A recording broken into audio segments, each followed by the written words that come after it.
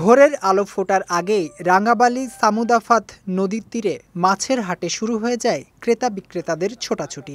রাতভর সাগর থেকে তাজা মাছ নিয়ে জেলেরাও আসা শুরু করে কাকডাকা ভোরে। এভাবেই হাক ডাকের মধ্য দিয়ে দিনের শুরু হয় রাঙ্গাবালী মৎস্য ঘাটে। এই হাটের তরতাজা মাছের চাহিদা এতটাই বেশি যে জেলেদের ট্রলার থেকে আড়তদারদের চৌকিতে মাছ তোলার সঙ্গে সঙ্গেই তা বিক্রি হয়ে যায়। এই হাটে কেনাবেচা চলে মাত্র ঘণ্টা দুয়েক। সকাল ৭টা থেকে ৮টার মধ্যেই এখান থেকে মাছ পৌঁছে যায় উপজেলার বিভিন্ন খুচরা বাজারে।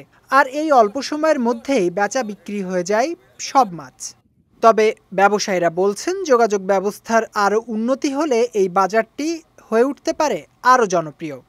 সূর্য ওঠার লগেই মাছ বেচা কিনে হয়ে যায়, আমরা অনেক দূরে নিয়ে মাছ বেচি, উপযুক্ত সময় নিয়ে বেচতে পারি। আর এনে মনে করেন আমাকে টলঘরের দরকার, যদি টলঘরের রাস্তাঘাট হয় আরো সুযোগ সুবিধা আমাকে ভালো হইবে।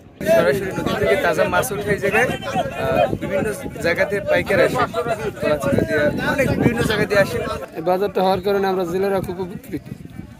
মাছ আনার জন্য 90 টাকা বেচতে পারি এবং ডাকে বেশি ভালো একটা দাম পাই।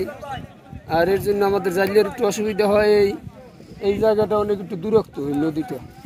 এটা যদি একটা ঘাট হয় তাহলে আমাদের একটু সুবিধা হয়, বোট বেরোইতে মাছ উড়াইতে, এবং এই জায়গাটা টল গড়লে একটু ভালো হয়।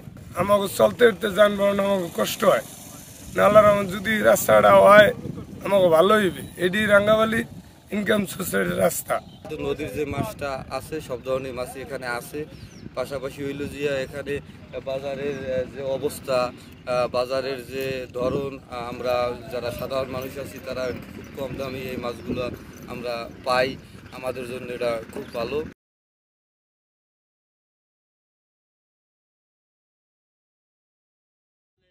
মাত্র ঘণ্টা দুয়েকের ব্যস্ততম বাজার প্রাকৃতিক সৌন্দর্যে ঘেরা রাঙ্গাবালীর সামুদাফাত মৎস্যঘাট। দেশের অর্থনীতি ও জীবিকার জন্য এক বিশাল সম্ভাবনাময় এই বাজার।